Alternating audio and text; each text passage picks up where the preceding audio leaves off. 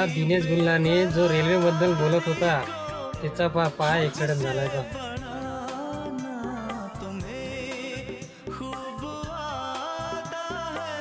एक दीड महिन्यापासून घरीच आहे.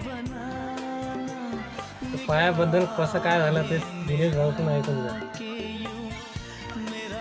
मित्रांनो, गाडी पाण्याची एकदम हळू चालवा आणि सोमवारचा ब्रेक चुकीनं मारू नका. सोमवारचा ब्रेक मारला म्हणून माझं असं झालं.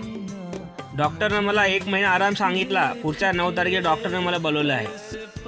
गाडी सावकाश चालवा, आरामशी चालवा. एकदम गडबडमध्ये गाडी चालवू नका आणि सोमवारचा ब्रेक चुकीनं मारू नका.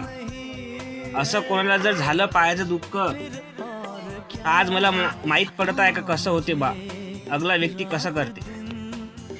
ऐकलं मित्रांनो, म्हणून म्हणतो गाडी हळू चालवा, व्यवस्थित राहा. व्हिडिओ आवडला तर लाईक करा.